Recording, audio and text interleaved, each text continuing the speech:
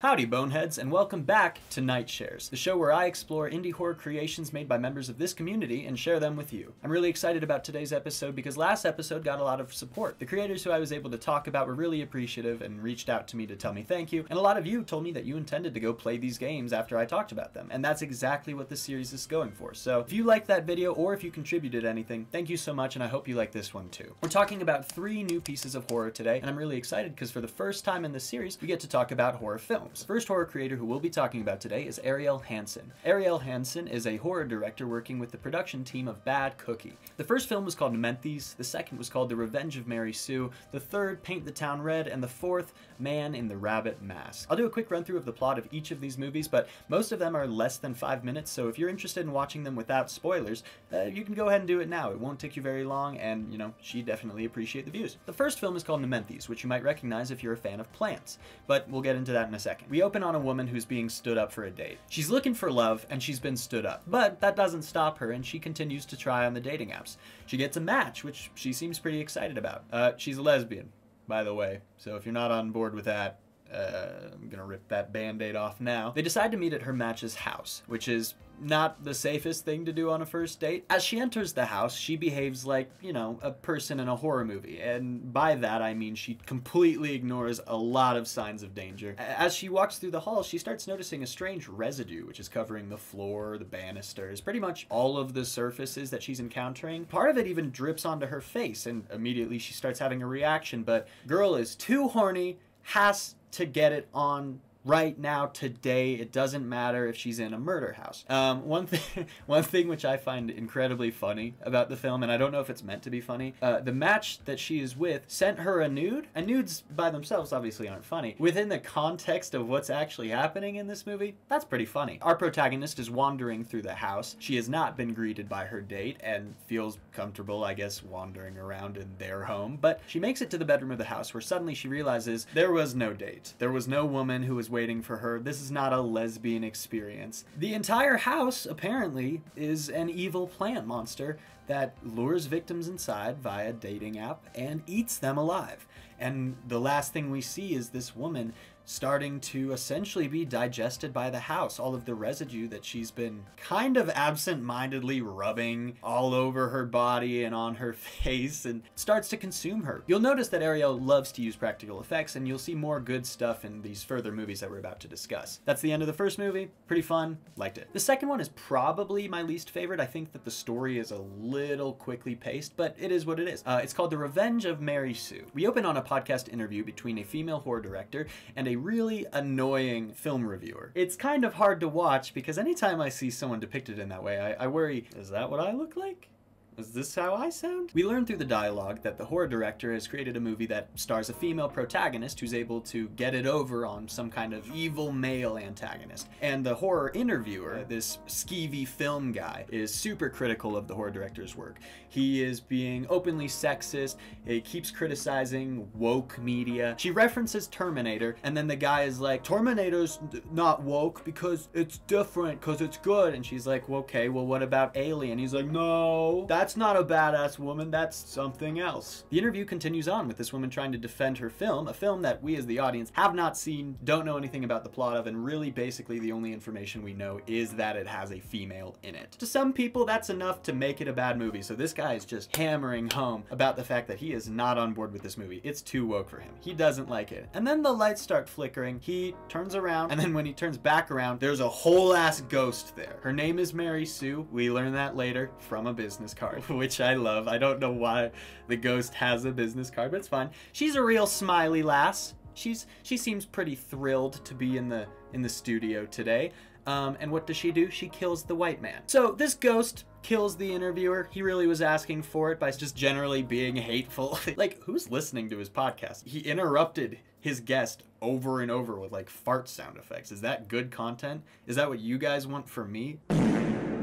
Anyway, after the ghost kills the guy, she gives a business card to the horror director and is like, I want to be in your movie. And the horror director's like, okay, as long as you don't kill me. And that's it. It was interesting. The design of the ghost is cool. The third film that I watched, Paint the Town Red, was probably my favorite. It very much reminds me of What We Do in the Shadows because it's about a vampire nightclub. We have these two girls, one of them who is the dominant female friend and one who is the submissive female friend, you know, archetypes. The dominant female friend gets some tickets delivered to her house, inviting her to some crazy eclipse party at a club that neither of these girls have ever been to. Obviously, you should be suspicious encountering something like this, but these are horror movie protagonists, so they're not at all. So they go to this club, and like pretty much immediately, I'm like, this is a club full of vampires. The bouncer smells the girls as they walk in, and at that point you want me to be like, oh, is he a pervert or is he a vampire? And it's called Paint the Town Red, and that's blood. Okay, vampires, great, there we go, that's fine. By the way, this is not a criticism. Sometimes you can guess what's gonna happen, and that doesn't mean it's bad. I liked it a lot. I thought it was fun. There actually was one scene in this film that I thought was really well done. I liked it. Essentially, dominant girlfriend goes into the bathroom to do whatever, not cocaine, maybe piss. You know, that's what girls do in bathrooms. Girls are just like guys.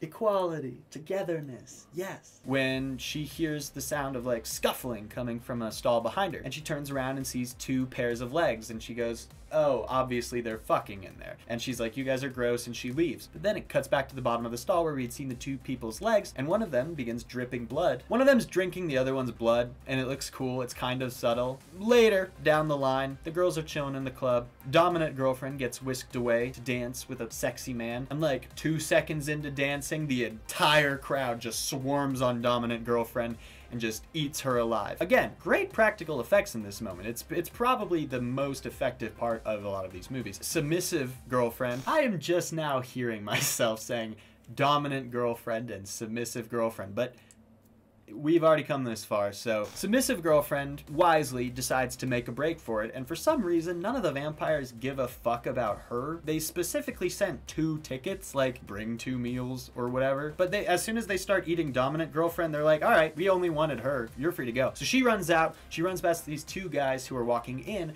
and they both have tickets as well, implying of course that they are going to be eaten next. And luckily the timing just happened to work out that it's like scheduled meals, like 15 minutes after the first people get eaten, the second set of people arrive. The last film I watched was called Man in the Rabbit Mask, and it was interesting. It was child actors, and it was also PG-13, a little bit more tame. It's a really classic, like, urban legend story. It feels like, you know, you go to a sleepover with a bunch of friends, and you dare each other to say Bloody Mary 3 times in the mirror. It's classic. These 2 younger girls have a poem that was given to them by one of the girls' older sister, and if you read it next to a candle, it summons this weird rabbit guy. Mr. Rabbity? They say the poem by the candle, and a man in a rabbit mask appears and offers them candy for their souls, which I don't know about you, but that doesn't seem like a great deal to me. I don't know though. One of the girls takes it. One of the girls is like, yeah, fuck my immortal spirit. I want 1 piece of chocolate. After the man appears and starts giving them all chocolate, the mom comes in and actually sees him for a second, turns the lights on, he disappears, and she's able to stop her own daughter, confident girl, from eating the piece of candy. However, scared girl did eat the candy, and when she looks in the mirror, she sees that the rabbit man is now standing over her and clearly has some kind of claim over her soul. I really enjoyed watching all these movies. I thought it was a lot of fun. They're very digestible. They're very short, but there's clearly a lot of effort that goes into them. In some conversation with Ariel, I found out that for Paint the Town Red, she was randomly paired with a bar to work with for the competition she was working with. She was the only person who produced a horror movie in the competition. The owners of the bar really let her let loose, and that's how you were able to get a good graphic scene. And I thought that was cool. The first movie, Nepenthes, was based off a creepypasta called The Diane House. Dianea? Maybe it's Diane House. Either way, if that's a creepypasta that any of you are familiar with, I actually haven't read it. So if you're interested in me covering that, leave a comment, help me with engagement. There you go. And last piece of interesting trivia is that The Man in the Rabbit Mask, because it was a more PG-13 movie that had to work with kids and also had to get a grant to be made, they tried to tone it down, and so their inspiration were episodes of Are You Afraid of the Dark? Another show which I have not watched because it came out a little bit before my time, but maybe I will and cover on this channel at some point. So those were the movies. I don't get to review movies often. If you make movies, please send them to me. It's cool.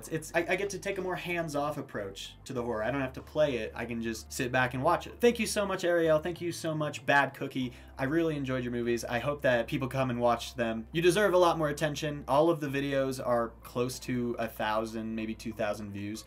And that is shockingly low for the level of quality that's going into these, the level of effort. So please go show them some support. They will be linked in the description. On to the next one. Deepophobia is a game by a creator named Hassan, who reached out to me via email to show me the demo for his game. If you've ever played Subnautica and you like that style of gameplay, it's kind of similar to that. It's very scaled down graphically, but the low quality textures actually add a lot to the atmosphere. The main gameplay loop of the game is exploring several underwater areas where different fish creatures have been displaced due to a famine, some sort of hunger thing that has occurred. Every time you encounter them, they seem warped or confused. There are visual glitches that start to appear on the screen when you talk to them, and each of them has a very sharp, kind of grating sound that comes when their dialogue is on screen. And it creates just this atmosphere where, even despite very simplistic graphics, you can't help but jump when, you're approached. I also had my volume a little higher than I probably should have, but that added to the experience, so maybe have your volume higher than you should when you play this game. I played the demo. It says on the Steam page right here that the release date's actually 2025, so clearly this is a work in progress. I'm very happy to be able to test a work in progress and to be able to get some hype going for it before it's officially out. What I will say is that this clearly is still a work in progress. There were a couple glitches or mistakes that happened while I was playing that caused me to lose some progress or to be a little confused about what was happening, but it all comes together to create a really compelling atmosphere.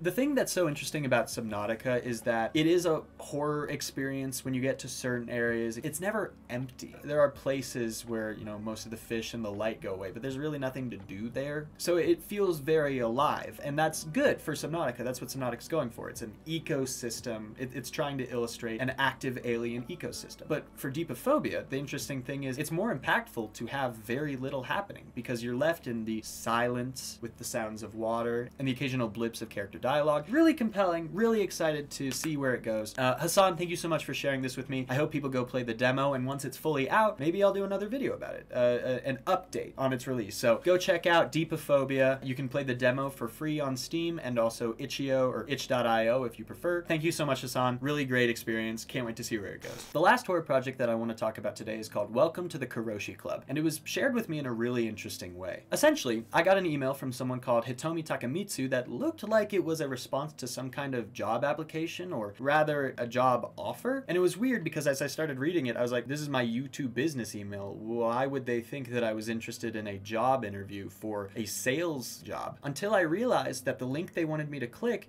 was not for Indeed.com or some external application site. It was for Steam, because apparently the email that I received was just as strange and out of the blue as the phone call the protagonist receives from a character named Hitomi Takamitsu. So interestingly, I was contacted by a character from this game asking me essentially to play their game. The game seems really focused on the unfair working conditions of game developers, as well as just the weird dynamic that exists between employers and employees in any kind of, corporate job. The entire gameplay loop in this visual novel is essentially going to an interview and deciding whether or not you're going to answer the questions truthfully or dishonestly. The interview questions are questions that you would be asked in any job interview, especially, regarding your circumstances. The questions are, how do you feel about overtime? How hard are you willing to work for bonus incentives?